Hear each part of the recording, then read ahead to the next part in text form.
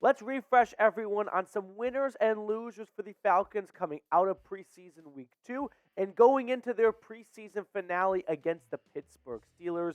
Now, before we get into my first winner, I do want to remind everyone that we will be live here on the channel. If you hung out with us for the last preseason game against the Bengals, you can advocate down in the comment section. It's a blast. It's a lot of fun to take Falcons preseason football in. So if you did not tune in last week, this is your reminder to tune in this Thursday night. Now, getting into my first winner for Atlanta coming out of 2 weeks of preseason ball, it's Bijan Robinson. I am a total simp for Bijan. We saw him touch the ball, I think, 4 times, and that's all I needed to see, baby. Put him in bubble wrap. We are ready to roll for week 1 of the regular season. Bijan's first carry was over 10 yards. You saw a juke. You saw a cut. You saw everything you wanted to see out of Bijan Robinson. Sure, we only had a very limited dosage of number 7, but I'm just going to continue to simp away and make Bijan my winner because I am so excited for Robinson in this offense.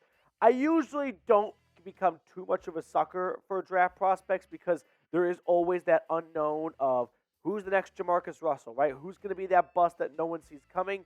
But I'm calling my shot right now. Bijan Robinson is a surefire pick. He looked so good, and I'm confident to say he's going to retire as the Falcons' all-time leading rusher. He's going to play in Canton, Ohio in the Hall of Fame. He is going to go places, and Atlanta got a real one in Bijan Robinson. So, yeah, he is a winner for me.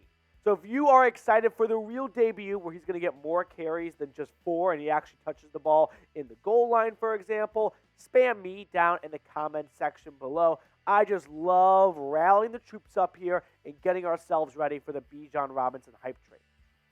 Moving on to my second winner, how about safety DeMarcco Hellams? Now, this is the epitome of, do you watch Falcons preseason football or not? Because I'm not trying to overreact, and it's preseason ball. He's picking off Trevor Siemian, not Joe Burrow against the Bengals. But Hellams might be the steal of the draft. As much as I love my Bijan Robinson, Hellams in round 7 might be a future safety tandem with Jesse Bates for the next 4 to 5 years if Richie Grant or Jalen Hawkins doesn't really pan out. Because Hellams so far through the preseason, albeit a small sample size, but through 2 games and a lot of wear and tear, 106 snaps, which is a lot for preseason football, he's got an overall 90 PFF grade. Now, just for reference, Chris Lindstrom last year was the number 1 guard in football. His overall PFF grade was 92. So you can see, at least in the eyes of PFF, how incredible Hellams has been so far. He's got 10 tackles, 1 pass breakup, 2 interceptions. He is making this roster. I think we are past that point. The next conversation is, how does Ryan Nielsen try and get him on the field? Or am I overreacting, which I may very well be, to some preseason tape, and the regular season will roll around, and it's going to be Jesse Bates, Richie Grant, Jalen Hawkins, and Hellams will mostly be a special teamer and maybe fill in if there's an injury. But outside of that, he is just our preseason prince who we fall in love with. That very well could happen. I don't really want to live in that world because I loved what I've seen so far out of Hellams. Now, as for my first loser, I'm going to go with Darren Hall. So, unfortunately for Darren Hall, former day 3 pick out of San Diego State, he, I think, is on the outside looking in right now. I've seen a lot of rumblings of D. Alford sort of taking that spot over at that nickel position. Now, it's a big question mark because we don't know when Jeff Okudah is going to for sure return. But if Okudah is ready to roll for week 1, Terrell, Okudah, and Alford, I think, are going to be your 3 corners that see the most playing time. And so that leaves guys like Darren Hall on the outside looking in because you know Clark Phillips as a rookie is going to make this roster. So now you got 3 guys, Mike Hughes, Cornell Armstrong, and Darren Hall, all battling for those last 2 cornerback spots. And I've got Hughes and Armstrong ahead of those guys. So, unfortunately for Hall, I think right now he's on the outside looking in, and he needs a good preseason finale against the Steelers to prove that he deserves a roster spot. So, for that reason alone, I've got him on the loser list coming out of 2 preseason games. Now, I think you probably get the picture by now, but quick reminder, we will be live for the Falcons versus Steelers matchup. Hopefully, I've kicked this cold by then and I'm back to 100%. But me and Rolly will be here hanging out with you guys, talking shop, talking football, talking Falcons football for 3 hours or so. So subscribe and then turn on your notifications. That way you don't miss the Batman signal in the air of we are live for the Atlanta Falcons Pittsburgh Steelers game. So do future you a favor right now. Sub and noties, baby. Really quickly, I do want to tell everyone for 30 seconds about the Falcons 2023 sideline hats. The deal continues when you go to chatsports.com/Falcons SL hats, Falcons sideline hats, or SL for short. And I put that link in the comments and the description. Rolly is putting a whole bunch of them on screen right now. If any of them catch your eye, just click that link and send a little birthday present to yourself. Treat yourself a little bit with an awesome new Falcons hat. I got a winner, and it is Drake London. So the first time we saw London in the preseason was against the Bengals. He was targeted 3 times, 2 grabs, 33 yards, but he had that one really impressive sideline grab where he high-pointed the football, he came down, he got a knee in bounds, and Drake London is in line for a big year. I think he is due for a huge season. I don't want to talk about your fantasy team because no one gives a shit about your fantasy team, but if I did, I would say pick Drake London in one of those 4th to 5th round ranges if he even falls that far.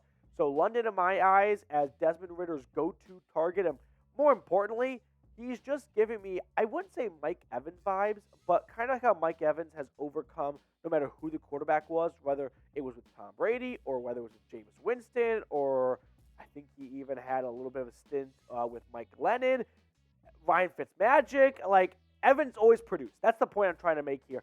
I think London could be that next guy in the NFC South where it might not be elite quarterback play, but he's still going to put up numbers. And I think that's the kind of season you can expect to see out of number 5. So, very mean and Rolly. Over or under 999.5 receiving yards for Drake London. Will he get 1,000 yards, or will he be a bit shy of it? This team's going to run the football a lot. Desmond Ridder is not going to drop back and pass it 35, 40 times a game. But I think Drake London can be a 1,000-yard receiver. I'm typing O for over. And to wrap up our winners and losers list, let's go with Jalen Mayfield as the final victim for the loser sheet. I think Mayfield is lucky to be on the Falcons right now, where they don't have great depth on the offensive line, and they don't have a boatload of draft picks that are coming in to push some of these teetering roster bubble guys off the roster, because Mayfield has been borderline unplayable so far. I mean, just in the preseason game against the Bengals, his overall PFF grade was 28. Just by walking on the field, you should have a minimum of like 40, right? That should be the absolute rock bottom. He was horrible in pass protection. He had that one snap that's kind of gone viral on social media where he's sort of looking to his left, looking to his right. He's kind of dazed, and meanwhile, a Bengals player has just walked through the middle of the offensive line right past Mayfield and gotten to the quarterback. I don't know how it's possible to have that low of PFF grades. Unfortunately for Mayfield, between the position changes, the injury last year, he's had a rough go to start off his NFL career, but I think he has a lot to prove in this preseason finale against Pittsburgh, because looking at the offensive line right now, all 5 faces on screen are locked to make the roster. So if Atlanta brings, let's say, 10 offensive linemen, right?